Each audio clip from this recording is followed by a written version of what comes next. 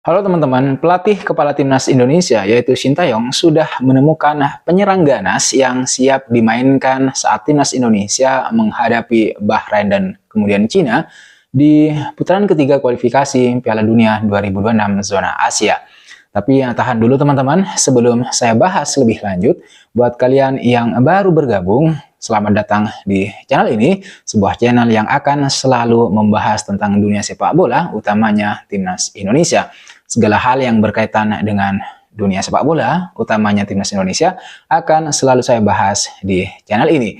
Jadi buat kalian yang berkenan, monggo di subscribe dan jangan lupa klik juga tombol like-nya.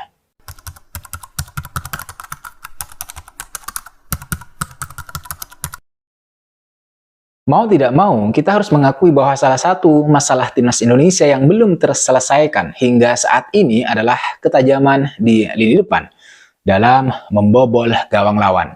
Di putaran kedua kualifikasi Piala Dunia misalnya, Indonesia hanya berhasil mencetak total 8 gol dalam 6 pertandingan. Yang unik, semua gol tersebut itu dilesakkan oleh pemain yang berbeda.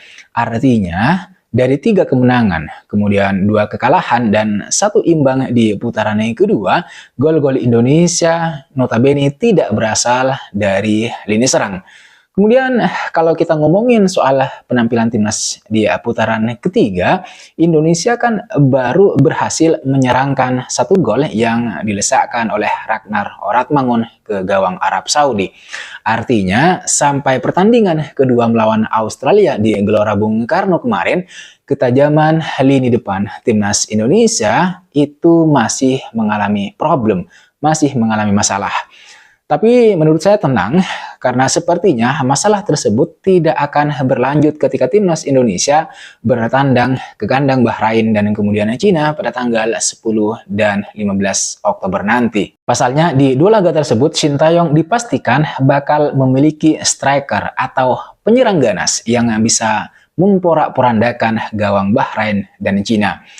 Penyerang ganas yang saya bicarakan, yang saya maksud adalah bomber Persis Solo, yaitu Ramadhan Sananta. Sebenarnya Ramadhan Sananta ini bisa dibilang bukan penyerang yang masuk dalam kriteria pemain idaman Sintayong. Sintayong lebih memilih mengandalkan penyerang mobile seperti Rafael Struijk atau Ragnar Oratmangun ketimbang penyerang bertipe bomber seperti Ramadhan Sananta. Terbukti dari 10 caps Ramadhan Sananta bersama timnas Indonesia senior, tidak sekalipun penyerang 22 tahun tersebut dimainkan sebagai starter. Uniknya lagi, meski selalu bermain dari bangku cadangan, Ramadhan Sananta sanggup mencetak 5 gol. Yang terbaru, ex penyerang PSM Makassar tersebut juga dicuekin oleh Sintayong saat timnas Indonesia menghadapi Arab Saudi dan Australia di match pertama dan match kedua putaran ketiga. Meski dia diikut sertakan ke dalam 26 pemain, Ramadhan Sananta tidak berhasil masuk ke dalam daftar 23 personil yang dibawa ke pertandingan. Kabar baiknya teman-teman, setelah dicuekin Sintayong, dalam tanda kutip begitu, Ramadhan Sananta langsung turun membela Persis Solo saat klubnya tersebut menjamu Madura United di pekan kelima Liga 1 musim 2024-2025. Yaitu yang berlangsung pada hari Jumat tanggal 13 September. Bermain di awal babak kedua, Ramadhan Sananta langsung berhasil menunjukkan ketajamannya di depan mulut gawang dengan mencetak gol. Bahkan tidak main-main, gol yang dicetak oleh Ramadhan Sananta ini masuk kategori gol luar biasa. Karena gol yang dia ciptakan adalah sepakan first time dalam kotak penalti yang kemudian sontak membuat kiper Madura United bengong dan tidak bisa melakukan apa-apa.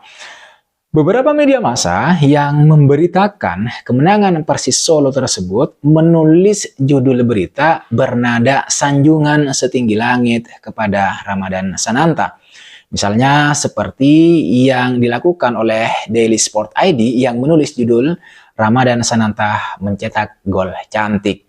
CNN juga memberitakan gol Sananta sebagai gol yang spektakuler, yang secara garis besar dalam kemenangan Persis Solo tersebut seolah-olah Ramadhan Sananta menjadi tokoh utama. Menurut saya itu termasuk salah satu bentuk kritik dan suara media kepada Shin Tae-yong yang belum juga memberikan kepercayaan kepada Ramadhan Sananta untuk membantu timnas Indonesia mencetak gol. Padahal bisa dibilang Ramadhan Sananta ini termasuk penyerang murni, alias striker nomor 9 yang jarang ditemukan di Liga 1.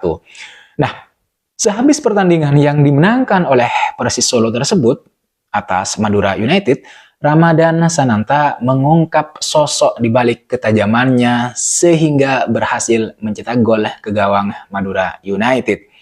Penyerang Persis Solo tersebut menyampaikan bahwa hasil kerja keras tersebut berkat pelatih striker timnas Indonesia yaitu Yoon Ki-hoon yang telah membuat finishing Ramadhan Sananta sendiri menjadi semakin tajam. Yoon Ki-hoon itu memberikan sejumlah pelatihan, kalau kita lihat beberapa cuplikan video gitu ya, memberikan pelatihan dan masukan atas kekurangan finishing para bomber timnas Indonesia selama ini, termasuk Ramadhan. Sepertinya ilmu dari Yoon Ki-hoon ini sudah mulai diserap oleh para striker timnas Indonesia. Ya, salah satunya yang saya bicarakan ini adalah Ramadhan Sananta.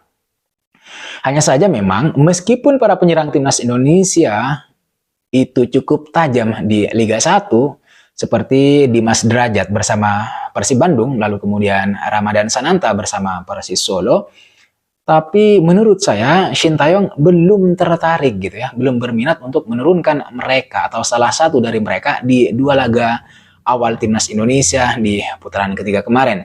Tentu saja Shin Tae-yong memiliki rencana dan pikirannya sendiri yang tentu saja orientasinya adalah kemenangan.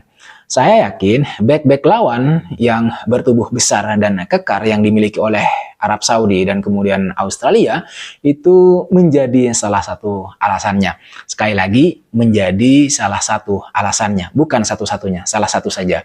Tetapi menghadapi Bahrain dan kemudian China di matchday ketiga dan matchday keempat, sepertinya Shin Tae-yong perlu mencoba untuk menurunkan Ramadhan Sananta. Terutama di tengah situasi Rafael Struwijk yang juga belum kunjung membuka keran gol bagi timnas Indonesia senior. Sekali lagi, menurut saya, ini hemat saya, tidak ada salahnya bagi Shin Tae-yong untuk kemudian menjajal kualitas Ramadhan Sananta saat nanti timnas bersua Bahrain dan Cina. Ini bukan judi, dan seorang pelatih tidak mungkin berjudi untuk menghasilkan kemenangan di kandang lawan. Tentu saja saya yakin, seyakin-yakinnya Shin Tae-yong ini sudah memiliki rencana yang matang bagaimana seharusnya mengatasi Bahrain dan kemudian Cina, yang menurut saya tidak bakalan sekuat Arab Saudi dan Australia. Akan tetapi, kalau boleh saya berpendapat dalam formasi 3-4-3 ala Shin Tae-yong, Ramadhan Sananta bisa membentuk trio tajam bersama Ragnar Oratmangun yang beroperasi sebagai winger kanan, dan kemudian Eliano Rinders yang bisa saja nanti ditempatkan Shin Tae-yong sebagai winger kiri. Ya, kita bayangkan saja dulu bahwa Eliano ini sudah bisa bermain di bulan Oktober nanti, mengingat hari ini tanggal 19, hari Kamis ini, proses naturalisasi dia dan Miss Hilgers itu akan diputuskan dalam rapat paripurna DPR di Senayan.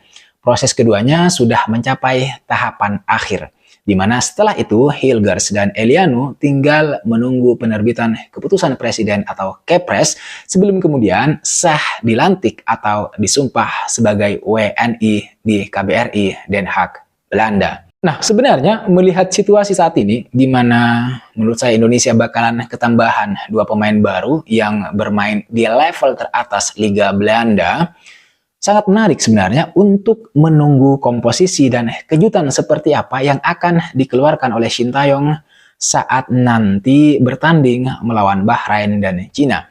Ini dua laga tandang yang bakalan tidak mudah karena selain laga tandang, perjalanan yang harus ditempuh oleh pemain timnas Indonesia ke Bahrain dan Cina itu juga sangat jauh, yang bisa saja itu sudah pasti memforsir tenaga para pemain. Tetapi apapun situasinya, itu sudah menjadi bagian dari pernak-pernik pertandingan sepak bola di luar lapangan.